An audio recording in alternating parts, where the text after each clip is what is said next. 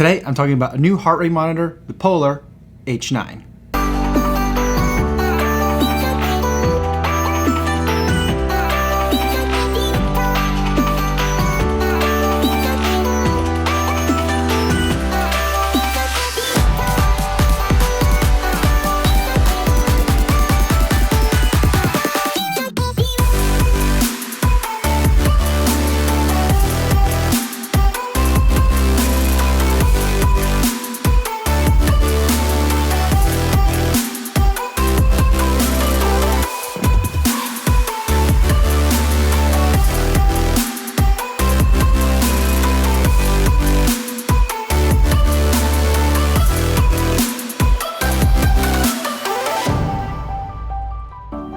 14.66 miles total running for the day, getting in a treadmill run in the morning on Zwift, and then a run commute in the afternoon. Running today, as I've been for many days now, with the Polar H9. Now, before I get to my detailed thoughts on this particular heart rate monitor, I do want to go over some disclosures.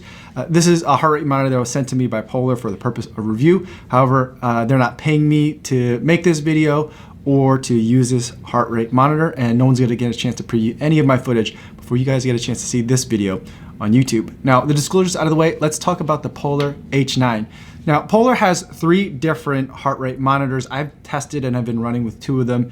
The H9 is their budget option. It's the cheapest of the bunch, coming in at $60. For $60, you get the Polar H9 chest heart rate monitor and the strap that goes with it. It connects to your devices or the machines that you're working with via Bluetooth or ANT+, so you have those options that are available to you.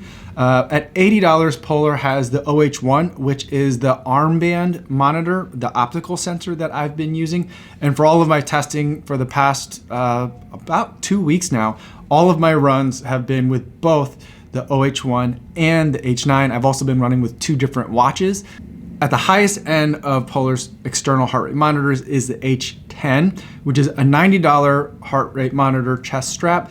The main difference, as far as I can understand, is that it has 2 simultaneous Bluetooth connections that are available to it. And that means that you can not only have it paired to your watch or to your phone, but you could also have it paired to a bike computer if that's something that you have, or to the treadmill that you happen to be running on. So that's something that's interesting as well.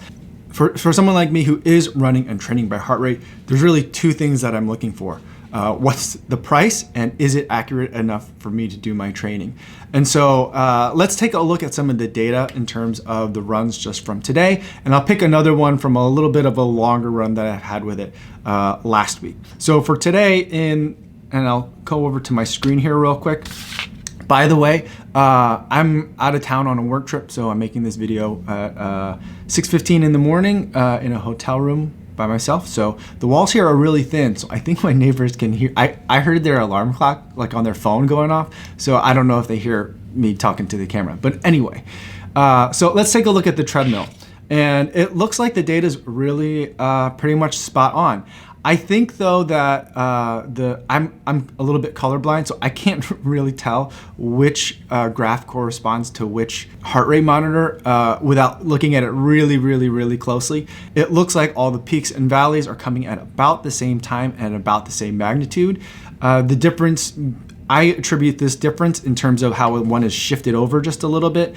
I attribute that to the difference between chest heart rate monitors and optical sensor heart rate monitors. People say that the chest heart rate monitor picks up the changes in your heart rate a little bit faster. So I think that's what's going on there. But in either event, the 2 data graphs look pretty much identical. Very happy with the results there, comparing a $60 chest heart rate monitor with an $80 optical armband.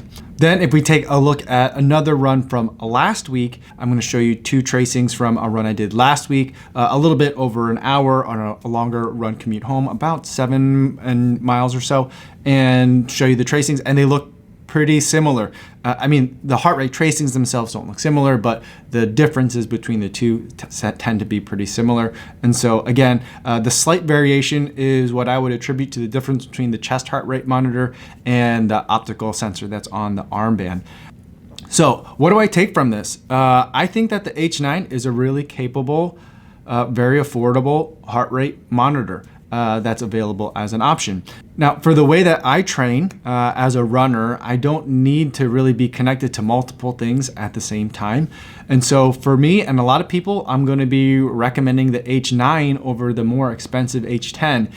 If you're running with the H10, or if you've chosen the H10 specifically for certain features that aren't in the H9, let me know in the comments what those kinds of features are, because I'm having a hard time seeing it. But there's got to be a reason why there's 3 different heart rate monitors now. What I'm also wondering if maybe there's pressure from other brands like the Wahoo Ticker to make sure that the prices are a little bit more competitive. So very exciting to see that. For me though, between the two, the H9 and the OH1, in the wintertime, I'm still going to be picking that OH1 because then I don't have to worry about conductive gel.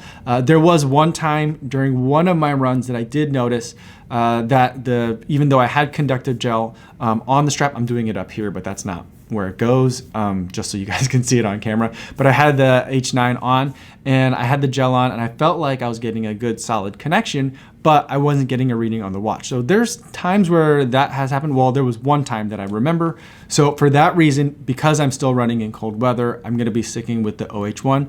But if you're looking for a chest heart strap monitor, I think the H9 is definitely worth your consideration. So let me know if you have any other questions about the Polar H9. Put them down in the comments down below. I'd love to keep talking to you guys about this more a little bit down there. Before I go for today, I do want to remind you about the charity runner for this week. It's his last day of being the charity, or the last video of him being the charity runner of the week.